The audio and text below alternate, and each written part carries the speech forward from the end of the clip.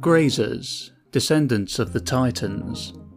Through random mutation, a small subset of Titans acquired a thick coat of fur and was able to survive the Ice Age, though losing their proto-civilization. After the glaciers retreated, the rising sea levels split the species into two separate lineages. One population found itself stranded on an island with limited resources and shrunk in size, becoming a separate species from the mainland population. When the land masses connected through a land bridge once again, now vastly different Titans and Grazers had to compete. Greatly reduced in size, vulnerable to predators and with halved lifespans, the dwarf freaks would seem to be inferior to their larger cousins. In a sense, they were, but this very inferiority allowed for their biggest strength, intelligence, to actually become useful and be selected for once again. The pre-Ice Age Titan civilization was more of a fluke, confined to a small territory and largely unnecessary for survival.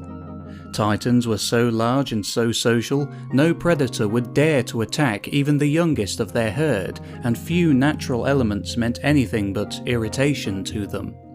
Thus, there was actually little need for progress, and the civilization they had initially developed brought little substantial advantage over feral populations, who constituted the overwhelming majority of the race, even during its technological peak. After the Ice Age undid all the progress, no woolly Titans ever discovered civilization again, being able to satisfy all their needs with giant muscles and nothing more. Grazers had it different. Having traded the safety of gigantism for more compact bodies that required less food, they made themselves vulnerable, and thus acquired the stimulus for innovation. Shelters and weapons, bigger, more stable and more complex societies. Unlike Titans, they actually needed all this to survive. Shorter lives also meant that Grazers' generations occurred faster, which made their evolution more rapid.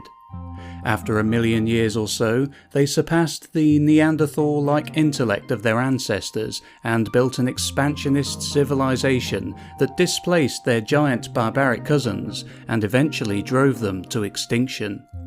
The new race was approximately the size of a cow and much more gracile in proportions than their ancestors.